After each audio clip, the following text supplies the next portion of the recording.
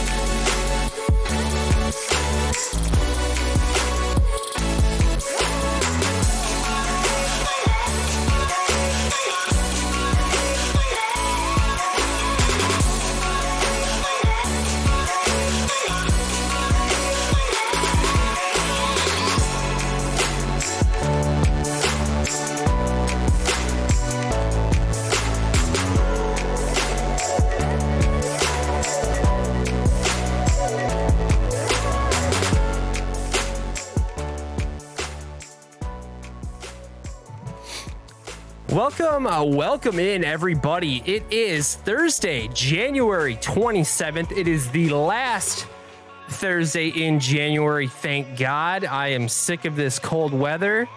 I've just had enough of Sub-Zero. I mean, I know I live in Minnesota. Get over it. Find a better spot to move for all you people who enjoy the nice warm weather year round, but I'm not moving, and it's that simple. But I will still complain about the cold weather. It's fine. Today, I am joined here with my buddy Jack, and we are going to be going over what was probably the best weekend of football to ever grace us. I've been gushing about it since Sunday. I've been so excited to give my hot takes this past week. And Jack, I know that you're fired up and ready to go. How are we doing tonight? Pretty good. Just happy that it's almost February, so apparently the cold weather can stop, because we all know it gets nice and warm in February.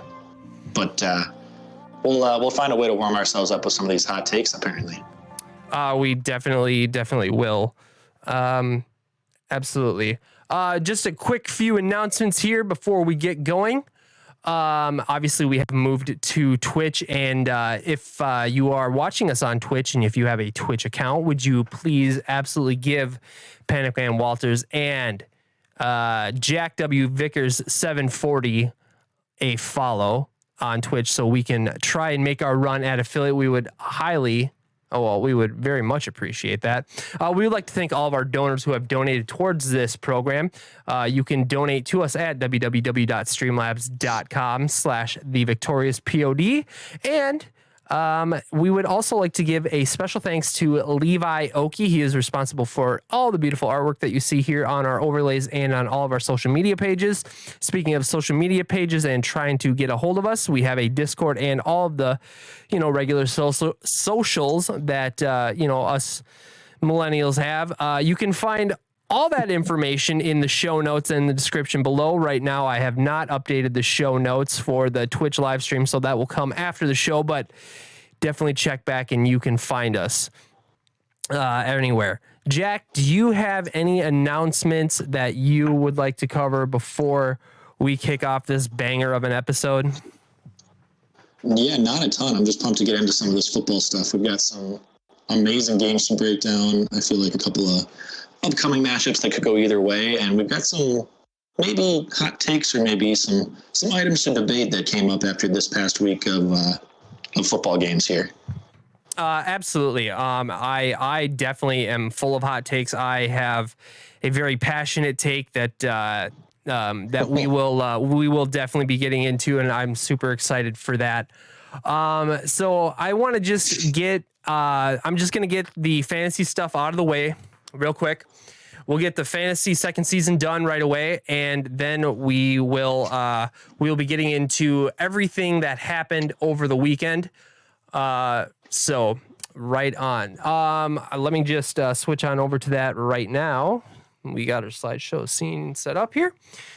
All right. This last weekend, you can see that with the way that the game works, half the players that were available last week will be eliminated after this week. And all but one quarterback has been eliminated since their team is still in the playoffs, and that is Patrick Mahomes. And so the only 3 players now that have a quarterback left are Garlic, Ben, and Alex. So everybody else does not have a quarterback, and so that is a yikes, because quarterbacks will obviously give you the most points. Patrick Mahomes coming in with 78, 79, 78. My eyes can't read that number. And then Josh Allen with 75, which was probably one of the most amazing games, and we'll definitely get into it.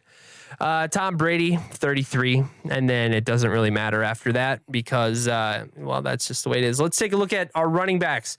Devin Singletary just having, I thought he had a pretty good fantasy postseason. Followed up with a stretch of 2 games. Yeah. Joe Mixon, he's doing well with a chance to score more points for us again this weekend. So Foster and Garlic. And then Leonard Fournette had just an absolute monster of a game. Probably had the best game of all the running backs this weekend, fantasy wise. And then Elijah Mitchell. So Joe Mixon, Elijah Mitchell, the only 2 running backs rostered that are left. So there is that. Moving on to our next slide that we have here, we have our wide receivers, Cooper Kupp, who is drafted by literally almost everybody. I'm pretty sure it's everybody.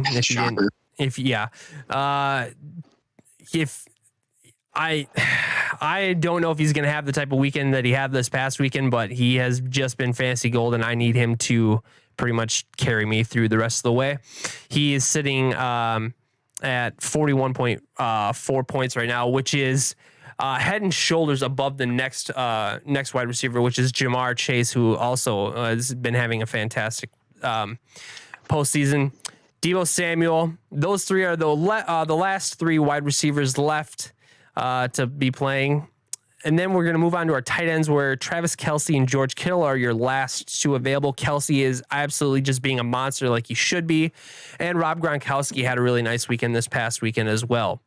It's unfortunate that he's no longer going to be playing throughout the rest of these playoffs. And one more slide that we have to get here, just because there were people who did have them. There was 2 defenses that did play this past weekend. That'd be the Titans and the Bills. Titans actually did pretty good. Out of there. Yeah, so they're all done. So the last slide that we have here, the most important slide, is how are all of our teams stacking up? And that would, you can see that I am sitting at the top of the leaderboard, but only by a very narrow margin. Cassie is trailing behind me by less than 0.04 points. So essentially we're tied at 320. Foster coming in with a respectable 311.18. And then we got Al, Garlic, Ben, and Praying Mantis Princess wrapping up the rest of the leaderboard. So things to note, like I said earlier, actually I made a mistake. Foster does not have 2 quarterbacks left. I forgot to change that. But Al, Garlic, and Ben are the only teams that have a quarterback left. You can see across the board that just different players are available to some of the other teams. Some people have a bunch of wide receivers and a tight end with no running backs. Some people have a little bit of everything. So it'll be interesting to see how this shakes out. And I will be most interested to see if Al and Garlic will close the gap on Cassie, Foster, and I, because they do have a quarterback left. Jack, with all that being said, I know it was a mouthful and a lot to take in. Is there anything that you want to weigh in on before we get to the real meat and potatoes of this episode? Yeah, so to confirm, Foster has 1 quarterback left? Is that what he's at? Gosh. Let me just pull that up here. Sorry to put you on the spot. Obviously, the advantage with anybody having a quarterback left is huge, just because you're going to have those guaranteed points. I think I really like Gar's team looking at it, though, because, he's got 2 running backs and a receiver. I feel like it's very, very tough to have any running backs left right now. The 49ers could easily survive. I know they're one of his 2 left, and then Mixon, I believe, is the other one. So he's going to at least get some decent games out of both of them this week. If one of them can make it to the Super Bowl, I think that would go a long way for him. So we'll see how that kind of turns out. But then Al having 2 receivers and a tight end all left is pretty helpful. I think it'll be interesting. I think the only ones that are probably likely out are just Ben and Praying Mantis with some bad luck. So it's kind of like a 5-person race right now, which could be very, very interesting in these next couple of games. Yeah, absolutely. Foster does not have any quarterbacks left. He had Tom Brady and Josh Allen, who were both. He has none. Okay. Yeah, they were both eliminated. A little bit. Yeah, so Foster's. But like I said, Foster's got. He's still got some good players left. So he's got Cooper Kupp and Deebo Samuel. So he's also got Kelsey. So he's got plenty of. He'll be fine. Oh, he's got Mixon as well. So I mean, yeah. So that's pretty much going to do it for second season. We'll I'll update the scores again this week, and I will post them in the Discord for people who want to know. And as always, we appreciate everybody who has been participating with us on this second season Fantasy Football League. All right, with that being said, real quick, I would like to give a quick shout out to, I don't know, I'm going to butcher this name, Dova HS Dottier 76. Whoever that is, just okay. He's hosting a stream for for a viewer, so I'll appreciate that. Yes, I'd like to shout out all of our viewers right now. We got all 9 of them. So we got Al, Praying Mantis Princess. We've got Mullet Proof, Bunk, Jimbo Slice in there. I also would like to take a shout out to, I'm pretty sure I saw it in here. Oh, It's the Olive. She sent me another follow as well. So I really appreciate that, guys. I really, really do. So thank you very, very much. Jack, we had football happen this weekend. Do you kind of want to clue us in on what happened?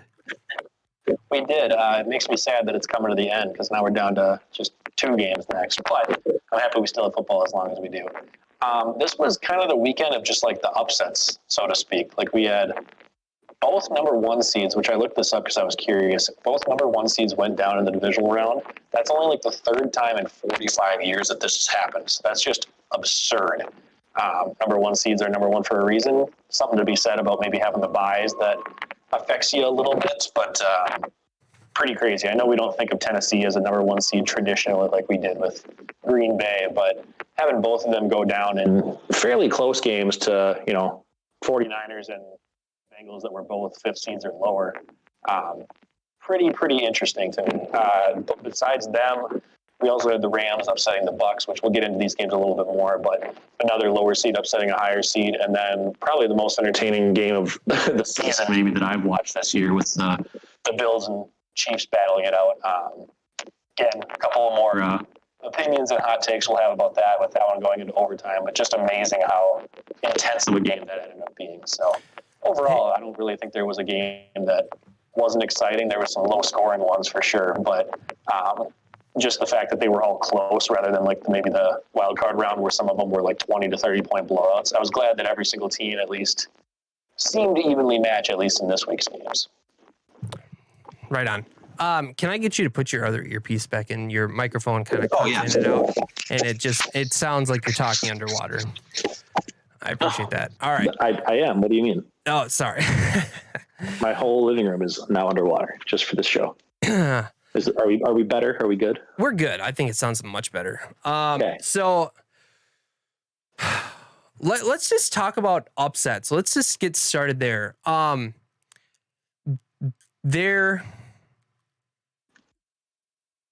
about we start with Cincinnati? Were you like? So we all thought that they had the chance to upset Tennessee, but did you like? What % chance did you actually give that that chance to Cincinnati? Like, were you surprised, or were you like, yeah, I kind of saw that coming? Because I was floored. I was going to say I can't take the credit and pretend like I saw that coming, because I feel like a lot of us would have still picked Tennessee, especially with the news that Derrick Henry was back. Maybe I would have given it like a 35% chance that Cincinnati could have pulled it off. I mean, they're still what were they, the 5 seed coming in, 4 seed. And And Tennessee's looked really, really good all year. Like they've had a pretty solid defense. They've done well even with Derrick Henry out. So I guess I wouldn't say that I expected it to happen, but it's probably the easiest like top couple seed on either side that you could have seen losing. I don't know that I necessarily believe in Cincinnati being like truly a top 4 team in the league. I mean, if you play the Raiders and a pretty underwhelming number 1 seed in the Titans, I don't know that that's 2 dominant options versus somebody like the 49ers, for example, beating the Cowboys and the Packers. Like that says a lot more to me. But still, I mean, Cincinnati's, gotten two wins. It's very, very hard to win in the playoffs in general. So I think that says a lot for them.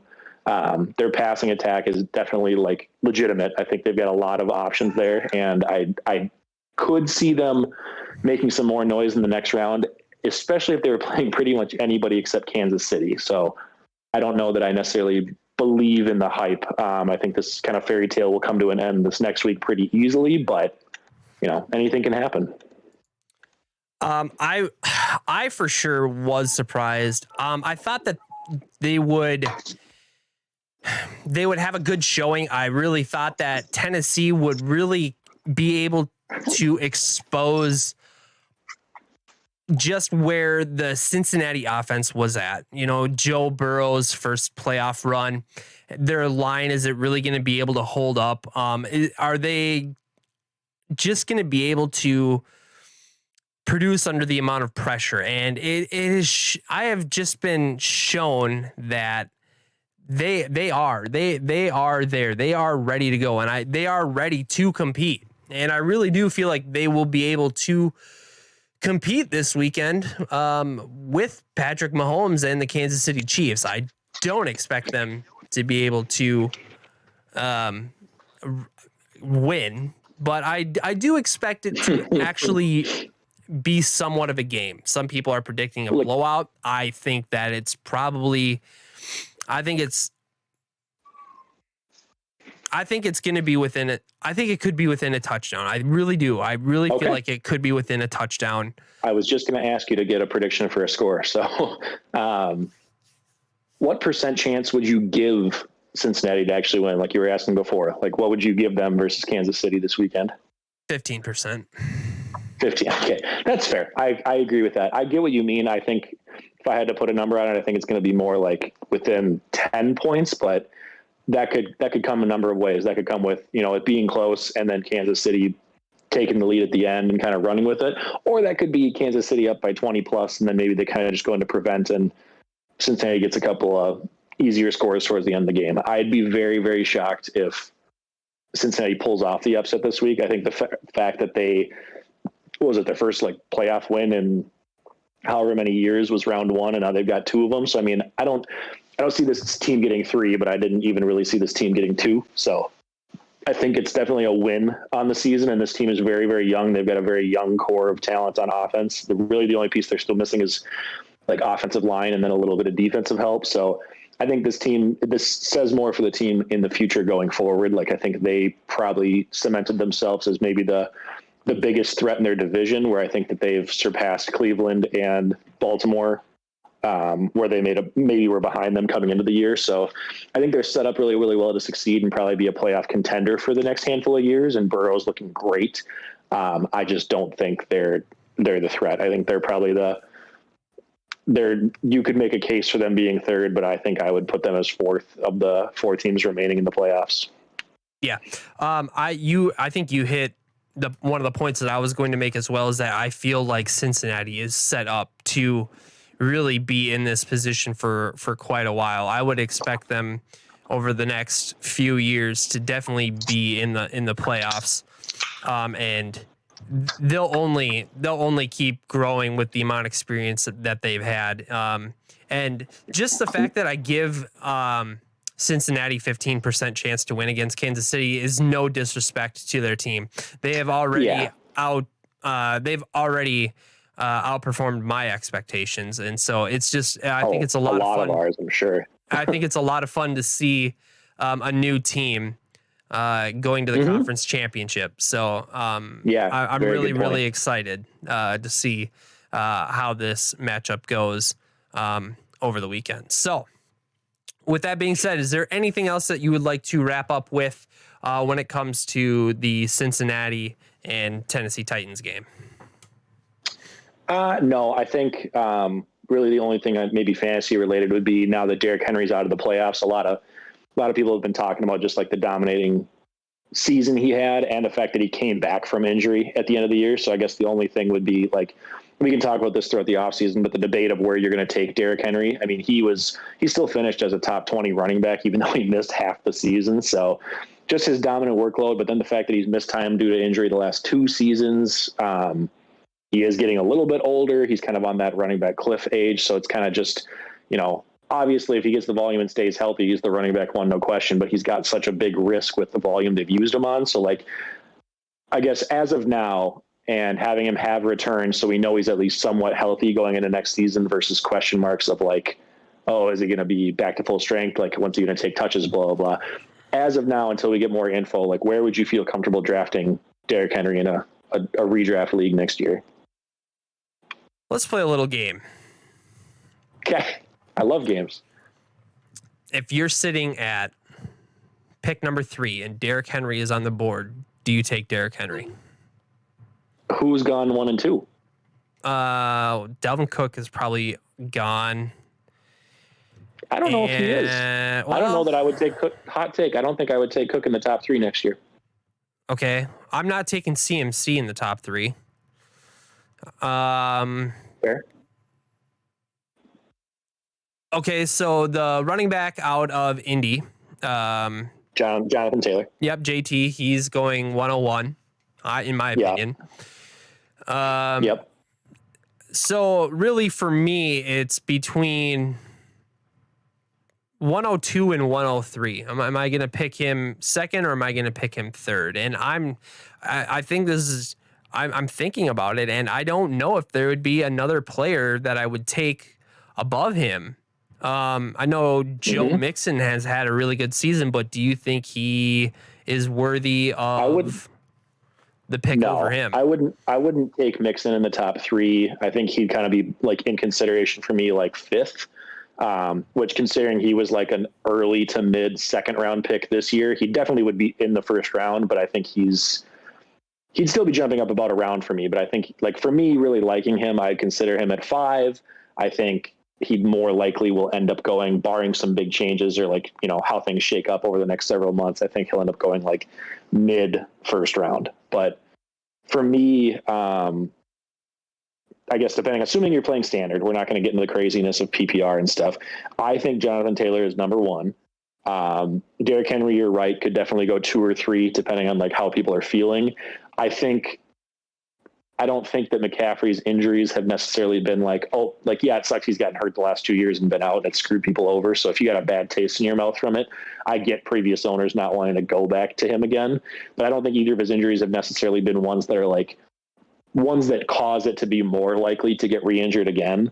So like I could easily see him coming back. And if he's healthy, he's the only other one capable of the Derrick Henry workload just with receiving added in. So I feel like there's an argument to be made for him at 3. I could see Najee Harris taking a step forward next year. I mean, he was still a running back 1 and was with Roethlisberger being terrible. So if Pittsburgh can maybe just get like a middle of the road quarterback, he could be a lot better. Austin Eckler looked phenomenal. He was like the running back 2, I believe, in standard scoring. So like he's up there. Like that's not even PPR. Eckler was standard scoring and he missed, I think, a couple of games. So I mean, he's about as safe of a floor, I think, of any running back. Like I would feel safer with him even than Jonathan Taylor just because of the receiving workload. And he had crazy red zone touches. So like he's up there. And again, we haven't even mentioned Dalvin Cook, but like I feel like I'd feel better with all of them, maybe over Cook, depending on what head coach we end up bringing in. Like if it's more of a coach that's going to effectively use him, or we could see our whole scheme switching. So there's a lot of names. It's at least, I mean, it'll change as we go through the offseason and stuff, but there's a lot of names that it's not as clear on, like who's, the clear cut 1-2 option. Like it's probably Jonathan Taylor and then Derrick Henry, but beyond that, there's a lot of guys you could see going either way. One last name that I want to throw out that I want to throw into the ring with Derrick Henry. What about like a Leonard Fournette? What was, I mean, So obviously there's a lot more weapons out there, but even in the playoffs, he had a monster game this past weekend. He's been a beast. I guess the two things are A, he's on a 1-year contract right now, so there's no guarantee the Bucs bring him back. And right. B, the question marks that Brady might retire. Like if he came back and Brady was still the quarterback for Tampa Bay, I may be wrong, but Ronald Jones might also be on a 1 year. So I mean, like that's probably irrelevant because I think Fournette's their guy, even if Rojo comes back. But if he doesn't, for sure, Fournette would be set up to be like a first-round pick potentially again. But there's a lot of variables right now where it's like if you were doing like a dynasty startup draft today, like I wouldn't draft him based on that. Obviously, you draft him even lower because of age, but currently there's too many unknowns for me to consider him in that range. But if everything works out, yeah, he could be a beast. Okay. All right, we're going to be moving on. What was the most surprising loss of the weekend? And I'm going to take this one first. It's got to be Tampa. It really has to be Tampa for me. I mean, Tom Brady almost did it again. Like, you thought coming back down 28-3 in the Super Bowl, and well, he was, 29-3 this time? Like, it was right around the same score. Yeah, 27-3 or 29. Yeah, whatever it was. It was like a point or two off. It was really, really close. And I thought for sure that he was gonna make it. As soon as he hit that deep bomb to Evans, I was like, okay, we're fine. Yeah. Yes. What a fantastic game to watch. Tom Brady. What are your thoughts on Tom Brady? I know you're a TB12 guy always. My man. Are you okay with him just sailing off into the sunset now, or do you want him to reload, come back, and let's give this thing another hurrah? Yeah, no, I mean, obviously I don't want him to be done. I think like the fact that he's still playing at the level he is. I mean, if it wouldn't have been for Rodgers' dominance this year, he would have won MVP. I think he's expected to easily finish as second in voting. And doing that while like throwing, I think he threw for one of his highest yardage totals this year. He had one of his best passing seasons of his career at age 44. So, I mean, the fact that he's still on this high level, he always talked about like he wants to retire before like he falls off the cliff kind of thing. But if he can still do it and perform like he is, like he's close to the best, then he doesn't want to stop. So I hope not, because I think he's got a couple more years left that he could still be at this level easily. But at the same time, like I can understand it where he doesn't have a whole lot to prove left, which sounds silly and it sounds cocky, but at the same time, like he's basically set all the records either this year or the previous year. He got his Super Bowl in a different franchise with Tampa Bay after leaving New England. So like he proved he can do it, or the whole, like, does he need Belichick kind of thing. I think he's had a lot more fun these last couple of years too. And kind of like the personality's coming out a little bit, but there's really nothing to, obviously you always want another Super Bowl. I don't mean to sound like, oh, he doesn't care, but there's not a whole lot to be gained where like, oh, if he can get one more, then that's going to really set him apart. Like he's already smashed the total amount, and like he's done kind of everything he set out to do. So like I would get it, and it would make sense from a standpoint of like you're not leaving anything else on the table. I just don't want him to retire because I think he's awesome. He's my favorite player, and he still is doing great. So who is your biggest surprise loss this weekend?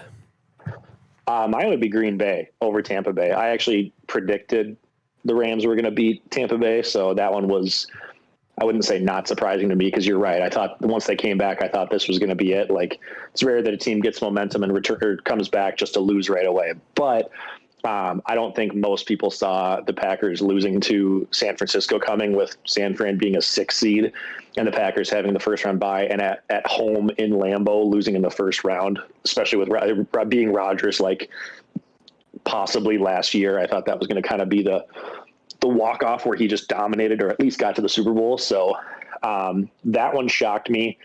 I also didn't expect them to look as bad as they did. Like their defense was lights out. Their defense basically held San Fran to 2 field goals on offense, and that was it.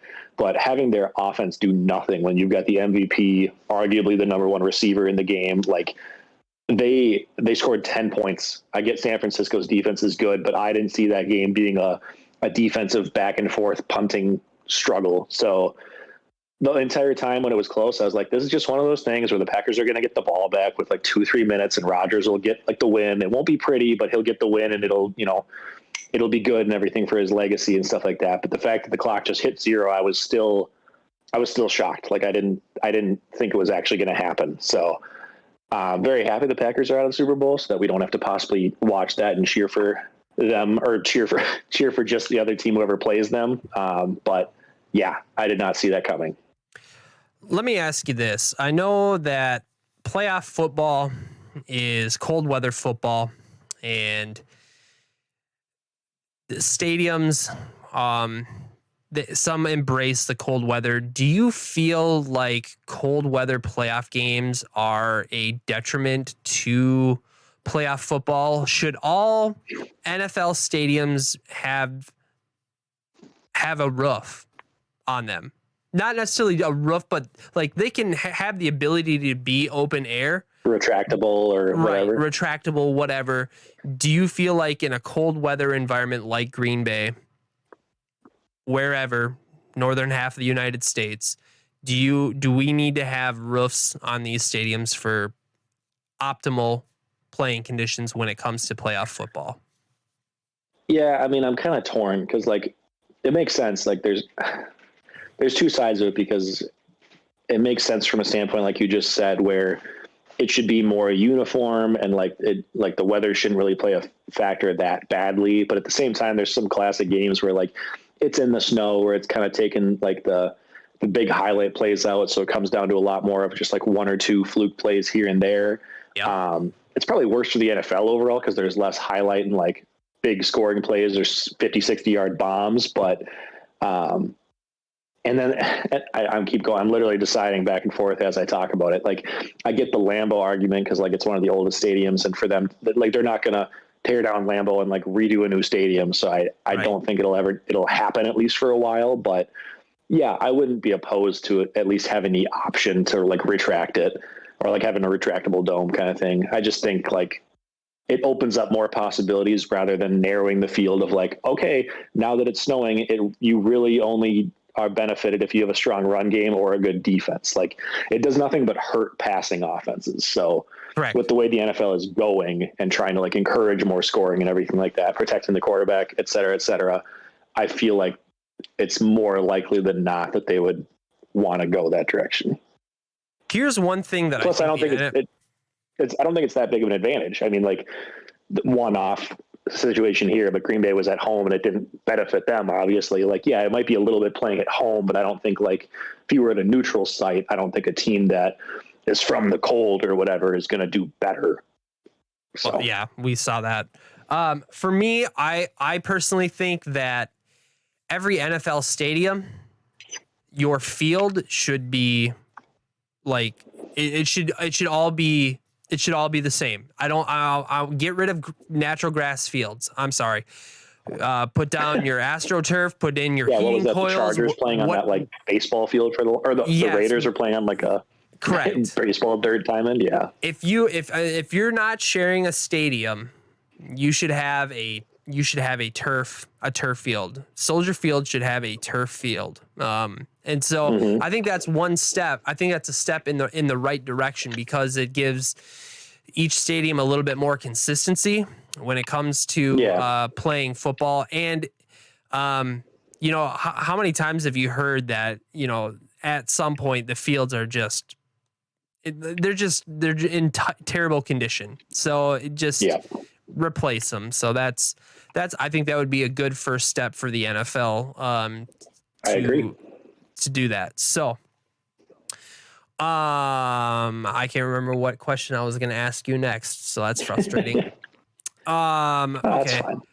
How about Aaron Rodgers? Aaron Rodgers, is he done? Where is he going? What's going to happen? His offensive coordinator is now the head coach at Denver. So just as of like an hour ago. Yeah. And so when Aaron Rodgers talks about his, is it Nathaniel Hackett? Is that Is that Yeah, right? Yeah. correct. Hey, all right. When he talks at about you. him, he just has nothing but nice things to say, which that's not always the case with Aaron Rodgers. Do you think that with Nathaniel Hackett going to Denver, that there is that much better of a chance of him going there, or would he want to go somewhere else that's maybe a little bit closer to a playoff team? I don't think that's necessarily the case. I think he's going to go for whatever is like the best fit, and I definitely think that Denver would.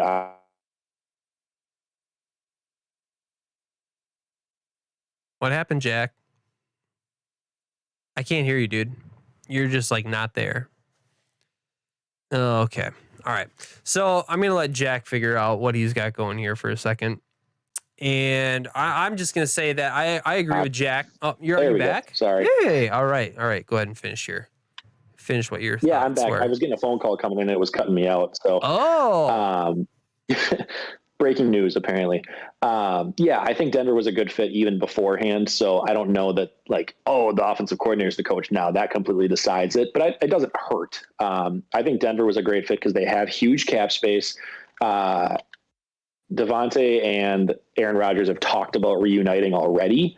Wherever they end up, wherever Rodgers ends up going, Adams has been open to trying to go to the same spot as well. So I think that is a factor, and I think he wants to go somewhere that doesn't currently have a quarterback, obviously, but has good receivers in place, has a good defense, has everything else around him that is set up to win. And Denver, I think, is one of the top two options, if not best option, in my opinion. So I really, really like them as a potential option, and I think it could be interesting to watch if he does leave. But the pessimistic Vikings fan in me just is convinced he's not going anywhere.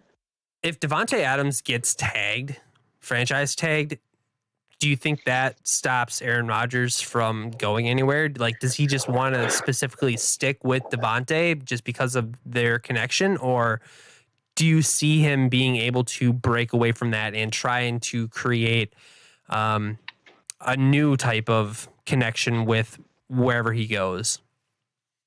I could see it either way. I think if he wants to leave, I think he's going to go regardless of what happens with Devontae. But even if Devontae gets tagged, I don't know that necessarily ends the chances for them. I think Devontae could easily hold out. I think he could play hardball and be like, nope, I'm not playing for you until you trade me to wherever Rodgers. Kind of similar to what Gronk did, was it before last season, where he had technically retired so that the Patriots didn't trade him to the Lions, and then said he was retired when Brady left. But then once Brady was like, hey, come play with me, he was like, okay, I'll come back, but only if you trade me to Tampa. And the Patriots were kind of stuck in well, we want to get something for him, so we might as well.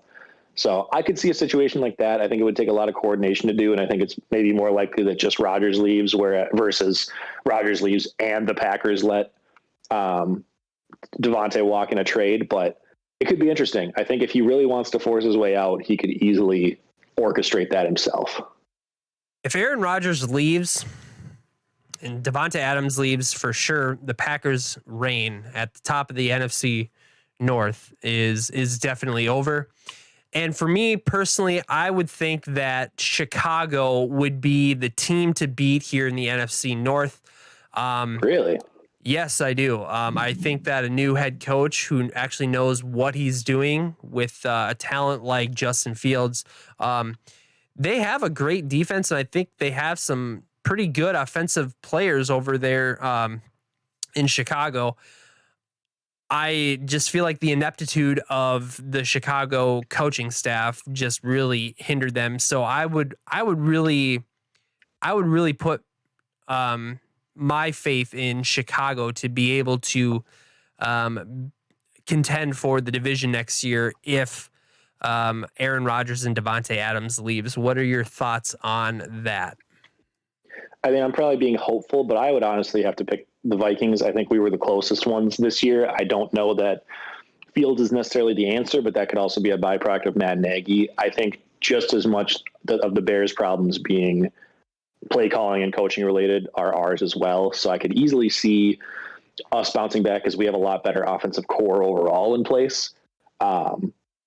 But yeah, either way, I think it would be us and the Bears as the two. And honestly, if Rodgers leaves, I could easily see the Packers having to fight more with the Lions. It's not a given that they would be even number 3 without him. I mean, Jordan Love, obviously we've seen in limited amounts this past season that he is not the answer.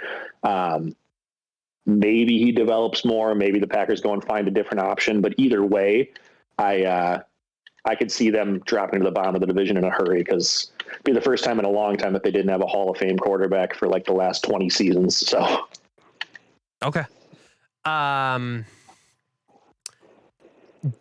don't know if Kirk Cousins necessarily is going to be here, so that is why I kind of threw the Bears out there. If Kirk Cousins is here, I think we should be able to contend with the Bears offensively, being with all the talent that we do have here. It's just everything is so up in the air right now. I know we just got our new general manager. We don't have a head coach yet, but what are your thoughts on the chances of Kirk Cousins playing out his last year here? I know there have been kind of some reports talking about whether or not the Vikings were going to look to trade him this offseason. A lot of that'll do the GM that just got hired and then who our coach ends up being. But I think whether Rodgers decides to stay or not is going to play a bigger factor than some people realize. Like, I could easily see if Rodgers decides to call it quits and bail out of Green Bay, the Vikings being like, oh, you know what, maybe we got a shot. Like, that could be enough for us to make the playoffs at least this year. So I think that'll play a bigger factor than people realize. And really, I don't expect us to trade Cousins this year unless the new regime really just wants to blow everything up. But I expect us to keep him.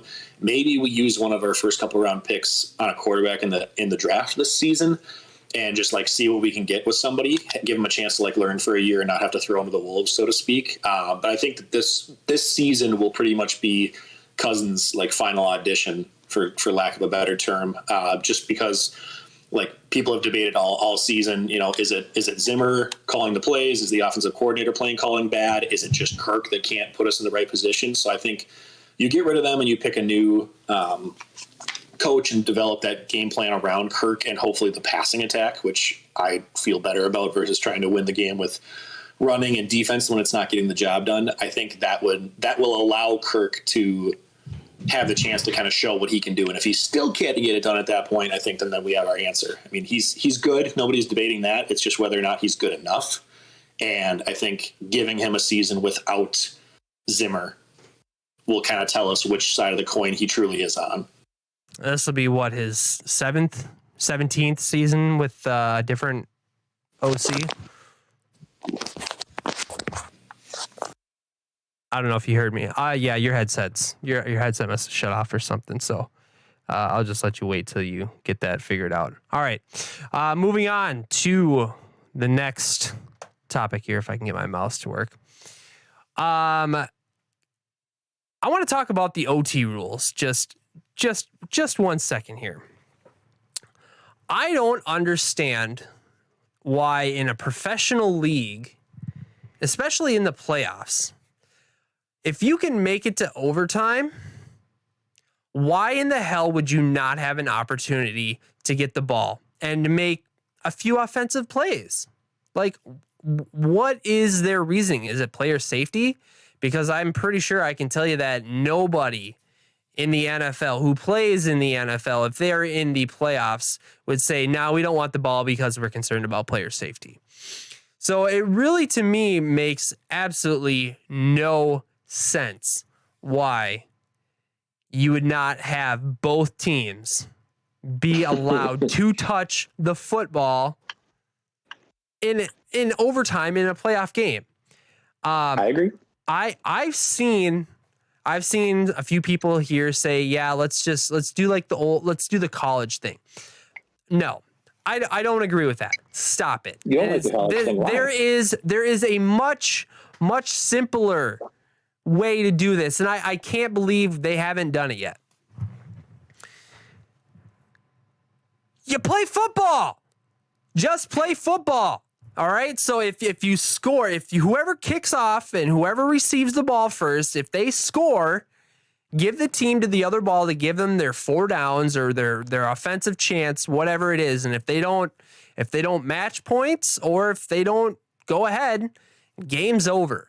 And if they happen to tie up the score after their offensive possession, you kick the ball off and you do it again. Am I missing something? Like this seems extremely simple. Jack, what are your thoughts on these overtime rules? So you're basically saying keep it the existing rules now, except get rid of the whole if a team scores a touchdown, it's over. Like right now, if the first team kicks a field goal, the other team gets a chance. You're just saying no matter what the first team does, the second team gets a chance. Yeah, no matter what. Why? You've played your ass off for 60 minutes. Let's say you make this miraculous comeback down from 28-3 or whatever, and you get to go into overtime. And because you selected tails, which hot take, tails never fails, and Josh Allen did correct. He was correct in selecting tails. Because of a flip of a coin, you do not get the ball to start with. You will you could possibly lose the game right then and there. I just think it's the most asinine thing in the world. In playoff games that it had happened recently, like the last 10 of them, I think nine of the winners in the last 10 games that it went to overtime were the team that won the coin toss. And in fact, I think it was like 7 of those 9, they just scored on the first possession and it was over. So like if you're having something that big of a discrepancy or like that much of a data point, and it's not even, so to speak, or it's not at least close to even, then yeah, I think something's got to be changed. Like it's too much of a benefit or like in favor of one team based on something random when the rest of the game has been pretty even. Like first half you get the ball, second half you get the ball, like that's it. So I do agree. I have 2 ideas. Both of them are not yours exactly, and they're not the college football one. One is too complicated. One is a little bit more fun and just sounds cool and interesting that I heard, and another one's actually more serious that I actually believe. So I don't know which one you want to hear first. I'll hear both of them. I don't care. You have the floor. Go for it. Okay, we'll go with the first one, the one that I actually believe makes the most sense. It's a lot like yours, except it's just a little bit more. We played 4 quarters of football. It's been back and forth the whole time. Clearly, it's been an exciting game. Hopefully you're not just going to a playoff game 3-3, but in the case of the Buffalo versus Kansas City game, it was exciting. Right. All fans were enjoying it. Everybody on TV was watching. All the sponsors were happy. The NFL was happy, making money, blah, blah. I get this aspect of it in terms of injury. I do. But I feel like what makes the most sense is you just play another quarter of football. And whoever is in the lead at that point at the end of the quarter, that's the game right there. The chances of you then also ending up tied at the end of the 5th quarter is pretty unlikely to me. And I think at that point, especially in like the final quarter, coaches are probably going to be more likely to go for it. Like they're going to try to go for 2 to win it. They're not going to want to tie again and like risk it. They're going to try to like they're push it or, not punt on 4th or not kick the field goal. Like I just think playing another quarter of football shakes it up. You might not exactly both get 7.5 minutes, but the chances are no matter what the first team does, even if they go right down the field and score, the second team's at least getting the ball back. And then on that point, it's, we're going probably bare minimum of 3 drives, assuming that, one team doesn't take up 10 minutes on the clock, but you're at least each getting a shot at it. You're probably getting 3 or more drives depending on what happens. And I feel like that would be more telling of who the better team was rather than just like, all right, free for all, sudden death, here you go. Like the shitty team might get lucky at one point. So I feel like that would give you the chance playing longer to have it be more accurate and have it not really matter who's getting the coin toss. So that's my one that I just think makes sense. I mean, we've progressed from the NFL being an overtime rule of first team to score wins. And then after a while they figured out, okay, this whole you can kick a field goal and win the game right off the bat is stupid. So then they switched it to the more recent one of, okay, first team to score, the other team gets the ball back unless the first team gets a touchdown. I think we just remove that, like you said, but then extend the play or the amount of time to play into just a full quarter. That's my first take. Hold on. 1 sec. Okay, go ahead. Yeah, go ahead. I just want to say I agree with you there because I think the NHL does that, don't they? In playoff hockey. Playoff, it's just first one to score in overtime. Right, but I'm saying that they just let them play, and if nobody scores after that overtime period, they clear off the ice, and then they come back out and play another full period. So I guess what I'm saying is that I agree with you. We can have them play a whole nother quarter. And if they end up to be tied at the end of that quarter, take your little water break and then get back on out there and play some football. Yeah. I mean, that's the most easy comparison would just be like the NBA. In overtime, it's not the first team that scores a basket. You play a whole nother quarter. It's a reduced quarter, but you play a whole nother quarter, and then whoever's leading at the end, that's what's it. Like, that's a much better one team could comparison. score all one team could score all 9 points in overtime, but it's not over after the first bucket. It continues going. Then it's like, okay, well, who really had enough left in the tank to finish it off? So that would be my thought. All right. What's your fun take now? The fun one, I heard someone was talking about this on a sports show today or yesterday, and I thought it was amazing. But they kind of did it like adapting the college rules slightly, so bear with me. But rather than the college rules where they each get it from the 20 or the 10 or whatever, and they get alternative chances to score, they were like, what if we just put both entire teams back on the field, like both offenses and defenses? Both offenses start from the opposing 40, so they're both closest to the end zone to score, and you just do alternating plays. So like Kansas City's offense versus Buffalo's defense, Kansas City would get a play. Then Buffalo's offense versus Kansas City's defense, they would get a play. And you would keep going back and forth until one team scored. But if you either turn the ball over or if you go for like 4 downs or whatever, and you turn it over on downs, you just restart back at the 40. So there's no defense winning the game necessarily, and there's no, we kicked a field goal to win. Field goals are out. You have to score a touchdown, but it becomes strategy where it's like, are you taking deep shots and you're trying to just score right away to win quicker than the other side wins? Or are you being more methodical? Like Buffalo could have, taken like chunk plays, like 5, 8, 10 yards and maybe taken 12 plays to get down and score, banking on Kansas City not scoring and having to start over. So it ends up kind of being a sudden death thing. It makes it way more exciting, and granted, no teams get any breaks or anything, but I thought that was kind of a cool idea. So that's my other 2 cents. Okay. All right. Your first idea was much better. Interesting second idea. Definitely never going to happen. I know, but that's why I thought it was more fun. It was a take. So I'll give you that. It's a lukewarm take. All right, one more reflective point here until we get on to this weekend's games. I see here in the notes you have Travis Kelce calling own play on the final drive. Did you hear about this? No, but I saw how much of a man that guy really. I mean, first off, everybody knew the ball was going to Kelce, right? I mean, you got some people to worry about in Kansas City, but yeah, you got to assume. So first off, prevent defense. Why? I don't understand. Man up on Kelce, please. But still, how impressive is Travis Kelce just taking control of the final drive there? He got the first down, and then did he get the touchdown? I think, was that how it went? No, well, he got the overtime touchdown, but the one where he was calling his play, it was the one where they had 13 seconds or whatever. Oh, okay. And he in the first play out talked to Mahomes on the sideline after a timeout, I believe, and was like, "Hey, they're giving me the seam. Like the guy stayed off them by like 5 or 6 yards in the first play." And he was like, I'm just telling you, his words were, I'm just telling you right now, whatever the play call is called, I'm probably not going to run that route. And Mahomes was like, okay. So on the next play, the last one they ran before the field goal, he literally did the same thing. Like the corner was off of him, or the whoever, corner, linebacker, safety, whatever, was off of him by like a good 7, 8 yards, like not pressing him. And he saw where the two of them were, where there was like a seam in the middle.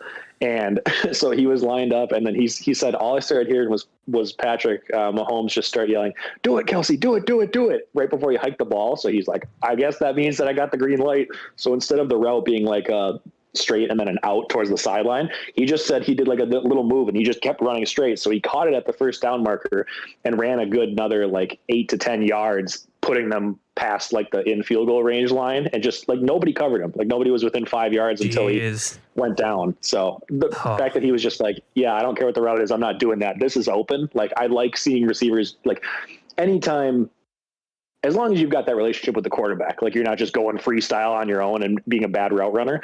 But if you've got that trust with your quarterback, each other knows what you're going to do. And I'm always in favor of routes where the receiver has like like, here's the designed route, but if you see him coming up on you, you have a second option to go deep or whatever, like break off the route and do a second planned route. I really, really like that because I think the top end guys should be able to do it. They study game film for a reason. Like, they should know the situations that they're able to or not able to do that. So I just thought that was really cool. Kelsey's a very likable player. He is a man amongst boys, and most NFL players are really, really good. He is head and shoulders, like, just super crazy talented. Okay.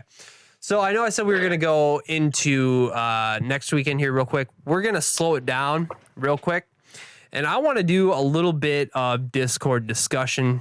We'll give some shout outs, and we'll give our followers and our fans, we'll give them a chance to ask us a few questions. And there were a few questions out there. First off, I'd like to again thank Audio Al, Jimbo Slice, Praying Mantis Princess, FaceEsquire. They are lighting up our chat, and it is very very much appreciated, guys. Thanks for always interacting with the program, and we absolutely love it. To start, let me see here. I got to pull up Discord. I know that I think Al had a question for us about the about our new general manager. It's not a Jennifer Tullis thing again, is it? It's not a Jennifer Tulls question. No, it's not. I got to find it. Okay. Here we go. He was talking about what the new nickname for the GM was going to be. Oh yeah, it's got to be Crazy Quazy, right? Yeah, I liked that. I think that was Al that came up with that one. I like that option. It's got to be that one. So, any thoughts or any other Crazy ideas? Quazy, yeah. No, that was the only one. Some people talked about the overtime rules, but we kind of broke that down already. Yeah, we should absolutely do. I'd like to thank Jaron and everybody who actually we had I don't think our Discord was ever that active than what it was this past weekend. So I really appreciate now that we got everybody. some football games going on to discuss. It's a lot of fun lately. Yeah, that was a ton of fun being able just to sit on my phone all Sunday and just talk football. That was a lot of fun. I see that Garlic Johnson has asked, can I start sending you invoices for wasting my valuable time when your podcast inevitably starts late? First off, it's 6:30 p.m. when the podcast is, or when the stream starts. What is so valuable at that time that you're doing, Gar? So I want you to be able to. There's nothing to do up in Detroit Lakes anyway. It's not like you got somewhere better to be. Hold on. Let's not dox the guy first. All right. We'll just say Fargo, North Dakota. What do you want from me?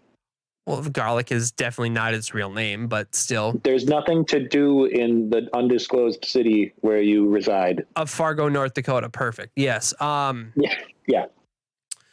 Yeah, there's nothing to do up there, so stop your complaining. But yeah. Any thoughts on that stupid, terrible question? Nah, I mean, if you're not loving it, then just, log in a few minutes later and put us on the background in the meantime while you're waiting. But some content is better than no content, even if it is a couple minutes late. And we just use the starting stream time for a chance for people to get in and not, miss the beginning of the episode. So here's a wicked idea for you too. You can go to YouTube and you can watch what we did live here on Twitch. So after you're done following us on Twitch, I want you to go over to YouTube. I want you to watch our video on YouTube and then give us a thumbs up. How about that? And maybe give us even a comment. That would be fantastic, Gar. That would be your valuable time well spent. So there's that. All right. I do have one thing here that I do want to touch on. It's not in the notes, Jack. It is definitely a surprise. But this week, a certain head coach of a certain football team decided to step away. Sean Payton of the New Orleans Saints is now gone. And I think Good riddance. everybody from Minnesota can absolutely say, don't let the door hit you in the ass on the way out. Absolutely. Mm-hmm. Now, we have a listener, a friend, a supporter of this podcast in FaceEsquire from the Fantasy Football Hacks, who not only worships and adores the ground that Sean Payton walks on, he has actually answered a few of my interview questions that I gave for him this past week, and he has left me an audio clip of Sean Payton reacting to Sean Payton leaving the organization. I haven't heard it. I asked him 3 questions, and I will set those questions up for you, and then I'm just going to play the clip. It's probably about 5 minutes long, and we're just going to listen to what he has to say. So, and then after that, we'll definitely get into 5 minutes. Our championship. They're decent questions. So, oh man, we're not gonna get out of here for an hour. Oh, okay. All right. So my question to him was, were you surprised by the news that Sean Payton wanted to retire as the head coach of the New Orleans Saints? And I followed up that question with, will a new coach make the rebuild of New Orleans faster or slower? And I told him he could add any other comments, concerns, anything like that as well. So here is the clip from FaceEsquire. Face, thank you very much for doing this for us, and let's take a listen. EOD listeners, I am FaceEsquire. I am the host of the Political Hacks podcast and Fantasy Football Hacks podcast. So if you're into those two things, go check them out. I assume you're into the fantasy football. So here's the deal.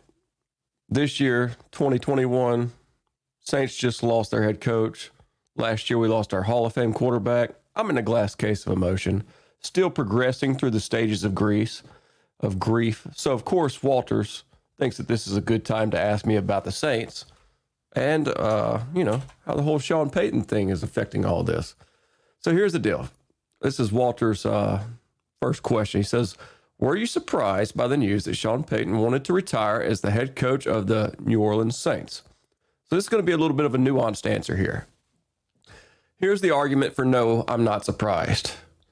He's scared of life without Drew Brees. It makes sense. He's a Hall of Fame quarterback, carried Sean Payton for several years. Can you blame Payton for that? I don't. I am slightly wondering if he might be eyeballing the Cowboys job somehow. Everyone knows McCarthy's trash.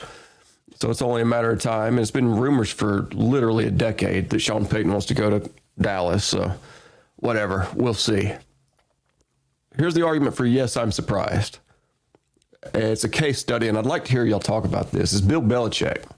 So Bill Belichick lost Tom Brady, had a really down year, didn't make the playoffs in 2020. Then in 2021, makes the playoffs almost with the 1 seed with the rookie QB. So I'm wondering how much Sean Payton is going to be compared to Bill Belichick in the future going forward. About, Belichick answered the challenge, hung in there, got back to the playoffs after a year.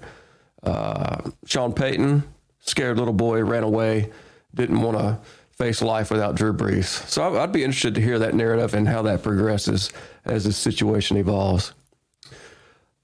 Walter's next question to me was, will a new coach make the rebuild of New Orleans faster or slower? So first here, I'm going to argue with the premise of this question. I don't consider this year a rebuild for the New Orleans Saints. I just don't. It came down to the last regular season NFC game to determine whether or not the Saints would make the playoffs. If you go back and look at it, Jameis Winston did fine. He tore his ACL in the Buccaneers game, the first one. I think at that time we were either 4-2 or 5-2, and then Jameis gets hurt. We won the Bucs game, and after that, I think we dropped 5 straight. So that's how that's how bad we are without Jameis. People want to rag on Jameis, but he was kind of keeping the Saints together for the first 5 or 6 games of the year. So keep that in mind. Anyways, let's assume that this is in fact a rebuild. I would say that losing Payton probably makes it faster, just because I actually do think that Sean Payton is a good coach. When you look at it, I don't particularly care for Sean Payton as a person. Disagree with him on almost everything in life, but he is a good football coach. Even this year, we had our third string quarterback. He almost had a 500 record and almost made the playoffs. So that's something to keep in mind. If we've got a worse coach, then we probably start dropping a lot more games than we otherwise would. Probably get a better, higher draft pick. Probably get the number one pick. Maybe not number one, hopefully not. But it'll at least allow us to get a quarterback if we're not able to obtain Russell Wilson or somebody this offseason. Now, that is something I've thought about. What if Payton retires and we go sign Russell Wilson? He's going to be like, oh, is he going to come back? I don't know. That would be interesting. Anyway, let me know y'all's thoughts on that. Bottom line, in my opinion, as someone who does follow the Saints pretty closely, I mean, I'm not a diehard fanatic, but they're my team. I keep up with pretty much everything they do. I'm not watching like Monday pressers and stuff, but I keep track of transactions and stuff. Anyway, so I think all this Sean Payton talk is somewhat irrelevant. Here's what the Saints need right now. We need a quarterback and wide receivers. You could argue that we could still get a discount on the quarterback with Jameis. We still need wide receivers. I don't know if Michael Thomas is ever playing for the Saints again. May not. But that's what we need. I think literally right now, this year at least, everything else was in place. We got the defense. We got the O-line. We did have some O-line injuries this year, but they'll be back next year. But until we get those positions figured out, it's going to be bad. And I started saying this in like 2017, 2018, whenever Drew Brees retires. I think the Saints are looking at like a 5 to 10 year rebuild. It's going to be bad for several years. And I think that's what we're about to head into. So, Walters, I want to thank you for giving me the opportunity to reflect about how bad my team's future is for the next several years. Thank you for that opportunity. I certainly appreciate it, and hope y'all have a good podcast. Later, boys. All right. Thanks. Thank you, Face. Jack, make sure you unmute yourself as well. Yeah. That was amazing. First off, he compared Sean Payton to Bill Belichick.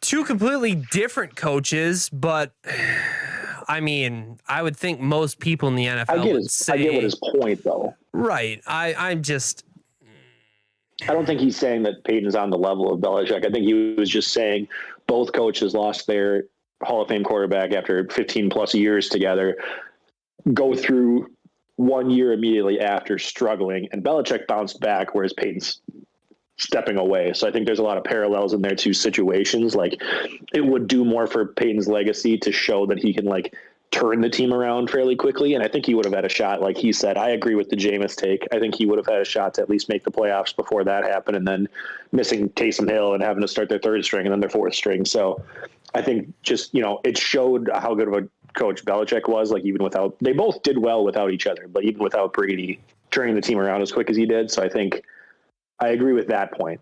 FaceEsquire. Like I agree that, it could have done more to show that he could take this team around. Yeah, that's my 2 cents on it. okay.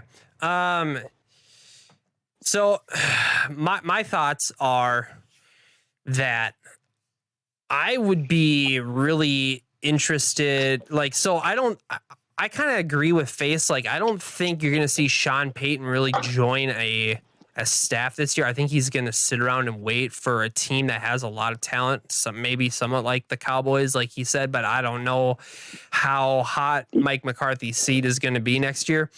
I do believe, though, that if the job, if his head coaching job, if one becomes available that is enticing enough, I believe that he will have the patience to wait it out as long as he needs to be able to get that. Like, I don't think you're going to go see him be an OC somewhere. I don't know. No. Yeah, no. I think the most likely is that he sits out this year, maybe the next couple of years, and goes like the ESPN analyst route. ESPN's been after him for a bit, and I think he said there was interest there, and that's a good way to stay kind of in the network while you wait for another position. I think in his press conference too, he said that, he was like, coaching is probably still in my future too.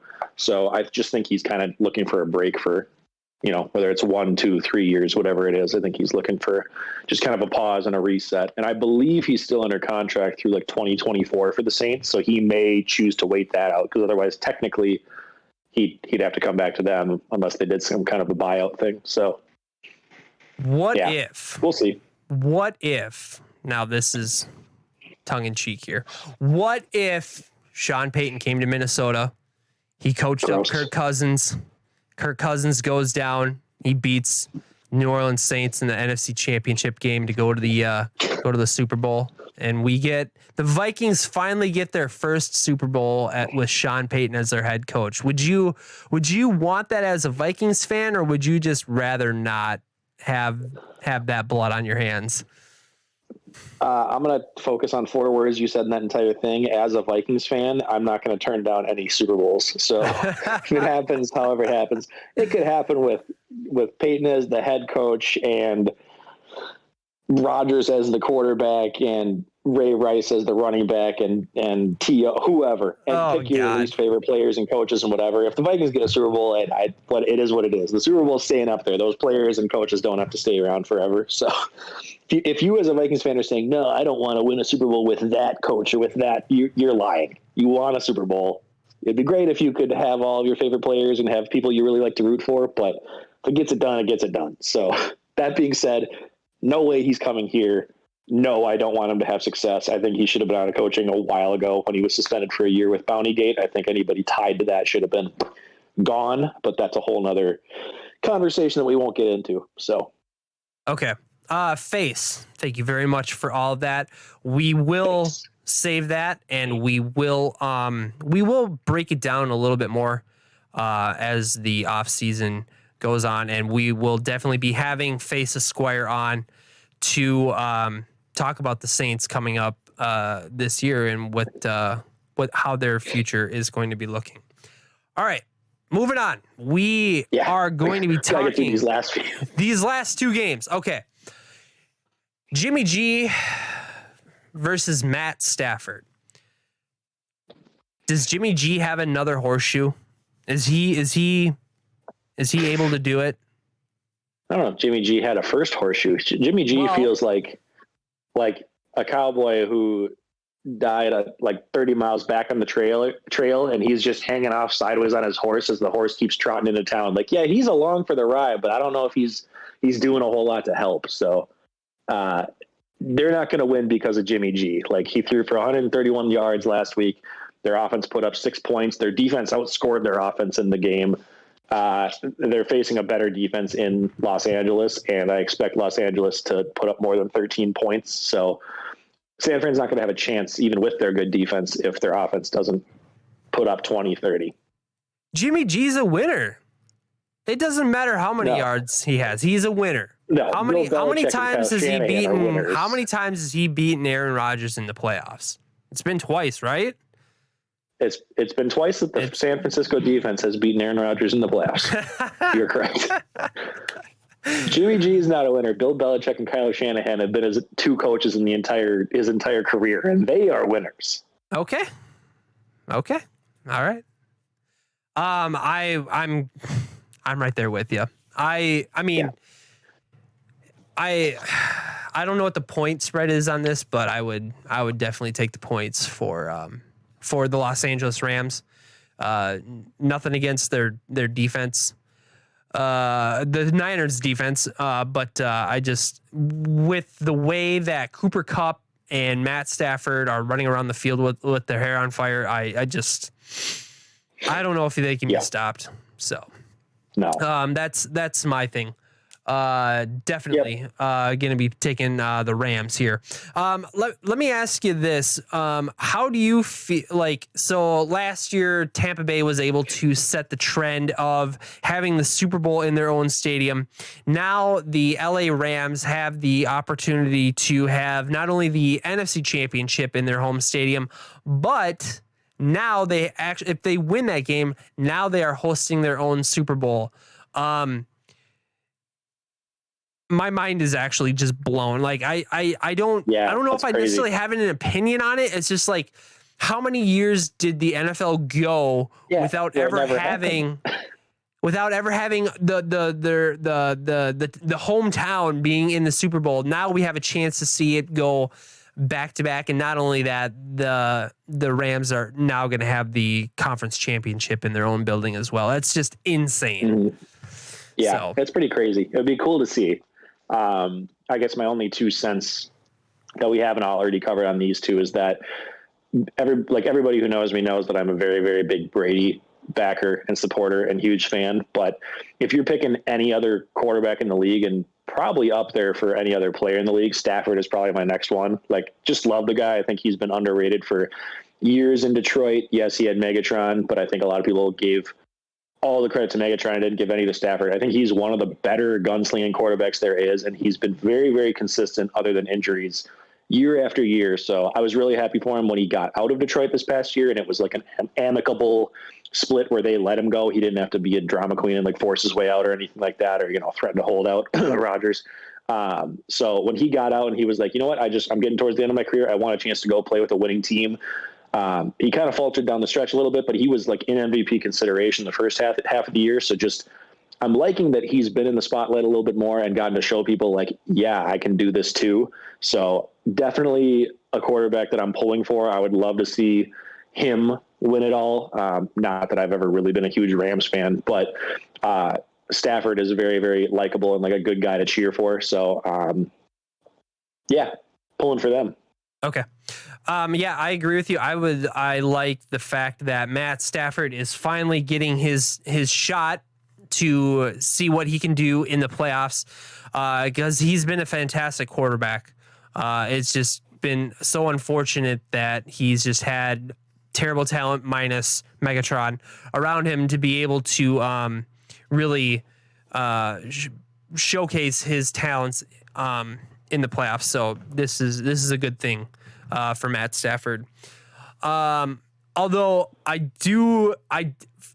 from an underdog standpoint, I do feel like I would be more than okay with a Jimmy G and Joe Burrow Super Bowl. I know a lot of you just threw up all over your keyboards hearing me say that, but I really do feel like it would be a really fun Super Bowl to see the 49ers and the Cincinnati Bengals in the Super Bowl. So I don't know what your thoughts are on that. Without going into it, just picking just the team and then that's it. Who would you have winning that game? That probably won't happen.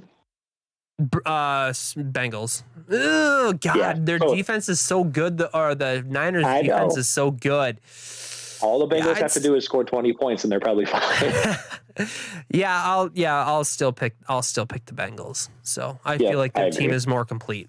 So offensively. Yeah, I like the 49ers just as a complete team other than court. Like they're one of the few teams that like is so well rounded everywhere else that they're surviving without a quarterback and succeeding. So I do like them. It's also hard not to be cheering and like not to be enjoying what Joe Burrow is doing. But I just feel like there's a clear divide right now where like the Chiefs and the Rams seem like the most likely. They're two actual powerhouses where like I can't see either of them being upset by the other two teams. And I feel like if the 49ers somehow do beat the Rams, I think it's going to be a very boring game with the 49ers versus the Chiefs, like not close. So I think the Rams have the best chance to give Mahomes and Andy Reid and all them a run for their money. One thing that I do want to point out, and I'm going to give all the credit to Audio Al for this one. He made me listen to the Barstool Sports podcast, Pardon My Take. I don't know if you've ever listened to that one. Yeah. Yep. I have actually from him too. Okay. Their show that they recorded Sunday night into Monday, they had a really good point, which I think I found myself in that same boat. They said that because of Jimmy Garoppolo, people look at the 49ers as a team who like not necessarily doesn't belong there, but like they're the underdogs and they forget how good that team is outside of the quarterback position. So, I even though everybody expects LA to win, and so do I, and like I said, I still think I would take the points with LA, or give the points with LA. It's also very, very viable, or it is possible realistically for the 49ers to make it come down to a last minute field goal or whatever. Like they are my point is that they are a very, very good team and we should not sleep on them just because they have Jimmy Garoppolo as their quarterback. That was my last point. I agree. So, okay. And now the last game, we have Kansas City versus the Cincinnati Bengals. We've already talked a little bit about this. I see Kansas City just thwarting them. I mean, it's Patrick Mahomes. He's too good, right? Like I think this game will be more exciting of the two to watch because I think it's going to be like a lot more offense and no defense. Both have pretty explosive passing attacks. So I think we're going to see some cool deep shots to Jamar Chase, Tyreek, Travis Kelce, T. Higgins. This game will probably be more enjoyable, whereas the other one's going to be a defensive slugfest. But I can't imagine if Buffalo and Josh Allen, who say what you want about Burrow, he's doing great. He's not better than Josh Allen. And the Buffalo defense was like number one throughout most of the year. If Buffalo couldn't get it done and like they took him to the very, very edge, I don't see Cincinnati doing it. That's my basic 2 cents on it. I already talked about kind of the other points I had set up apart for this game. I already talked about earlier, so I won't repeat them. But yeah, I don't expect this one to be close. I think the other one could be a lot more interesting. Yeah. One thing that I'm afraid of is that since last weekend was so epic and the games, all the games literally came down to the wire, that this weekend, like, not that it's going to be a snooze fest, but like, I think that most people are just going to see like it's going to be kind of a letdown weekend just because of not all the fireworks that you have in like, what we had last weekend. So like every week's not like that for the casual NFL fan. Correct. Or like you talked about it earlier in the season with the Vikings, where like a super high emotional win after beating the Packers and then like a letdown the week after, or like a lot of teams seem to do that with a close big upset win and then they like flop the next week. I feel like I could see this happening where like all 4 teams were just like playing at their peaks and survived or came back at the last second to win. Like every single game was decided by a field goal, which is crazy at the end of the game.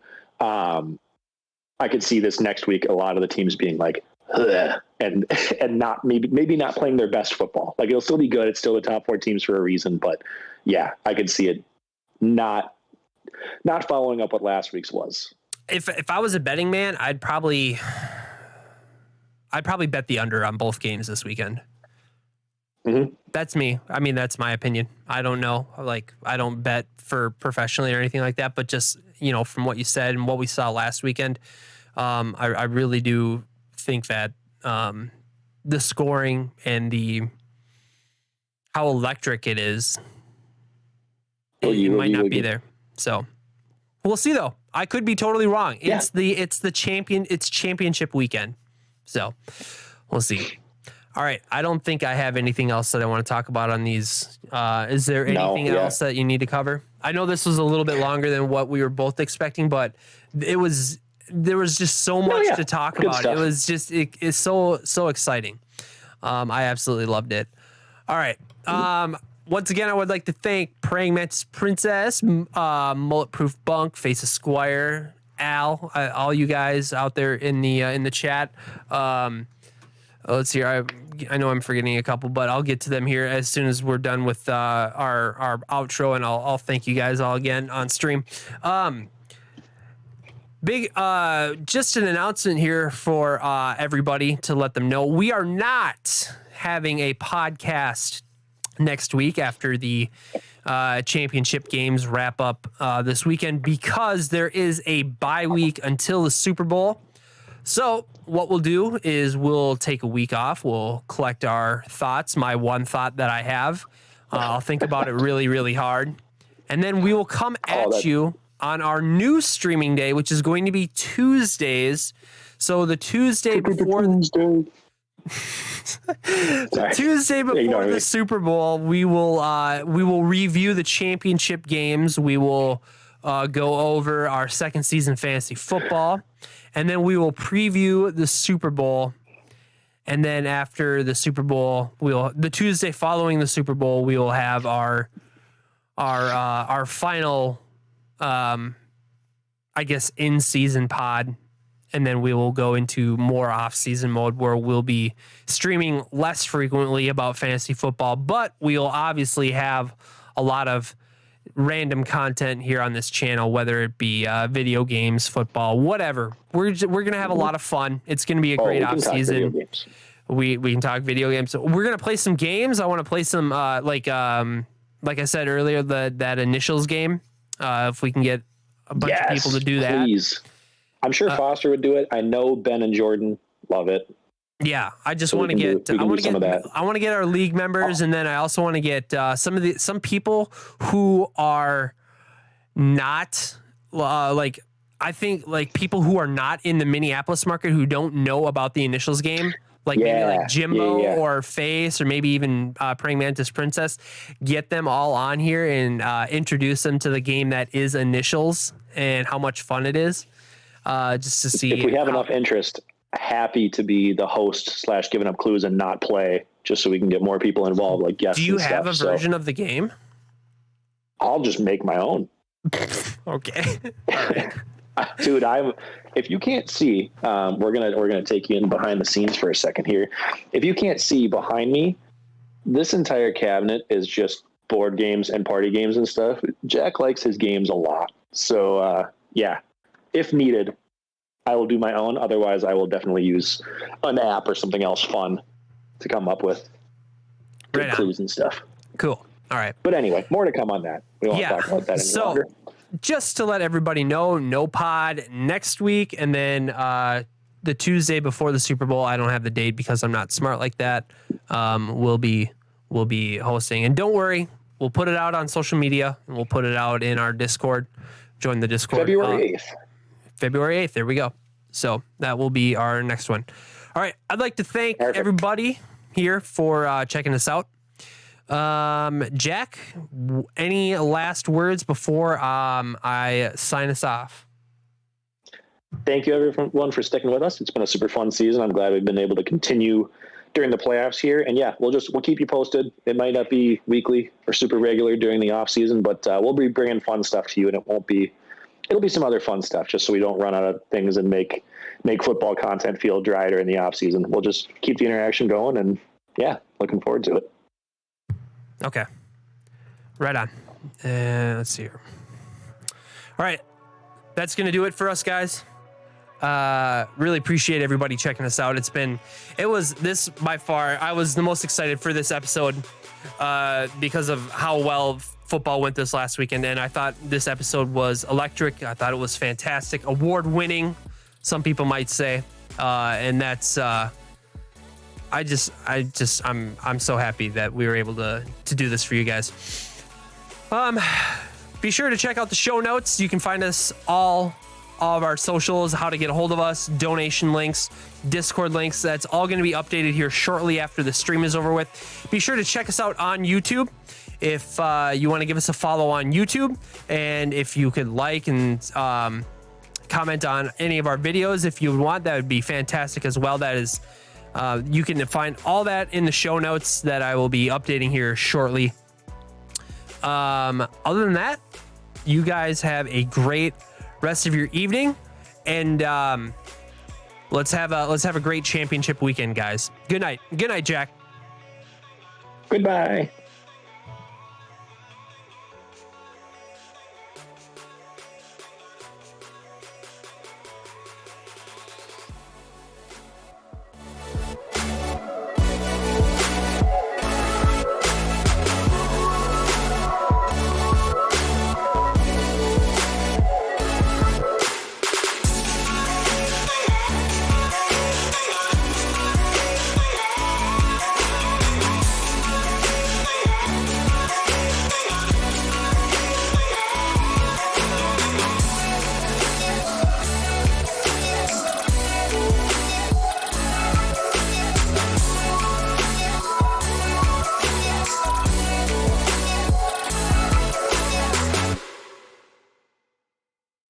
All right.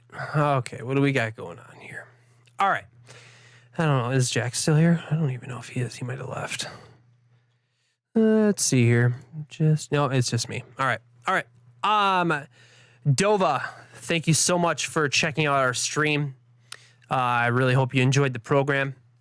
If you know anybody who would enjoy this type of content, please point them this way. we would absolutely love to host them in our fantasy football chat and NFL chat. I want to thank Audio Al.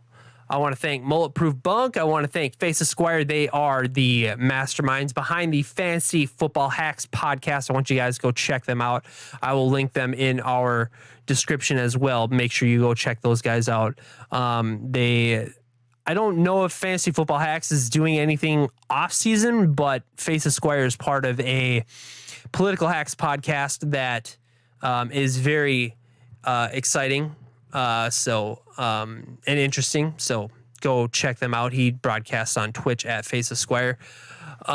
Go check out Praying Mantis Princess. She is an absolute demon at Call of Duty Warzone. If you guys are into that, she streams regularly a few nights a week. And she always puts out really great content. So please go check her out. Audio Al, Trebek43, he is the host of the Land podcast. They are done for the season, but when they start up again next season, go check them out for lots and lots of funny content, in my opinion. I'd like to thank Garlic Johnson for the questions that we had in Discord this week. Gar, appreciate you and everything that you do for our show. Go check out the Hidden Oaks Overdose Football Fix podcast. Garlic Johnson is one of the co-hosts of that show. You can find them on YouTube and Spotify, so please go check them out. Everybody who is associated with us, I really do appreciate all the interactions, the views, the follows, the questions, whatever. Really, I do appreciate it all. So just wanted to give you guys some love for sure, because you guys definitely deserve it. And it's been a lot of fun being able to do this for you guys. If you guys have questions for us, please be sure to post them in the VPod Q&A channel in our Discord channel. You can find our Discord. I believe the link is in the chat, or you will be able to find it in the show notes here. It doesn't have to be football related. Some of us actually prefer not to answer football related questions. So Urban Bigfoot or Iron Ranger, I know you guys are out there and you guys have tons and tons of questions to ask. So ask away. We'll be happy to, mostly answer every question. So other than that, I don't think I know too much else, guys. It's been a ton of fun. And I hope to see you guys back here next Tuesday, February 8th. You guys have a fantastic rest of your evening. See you later.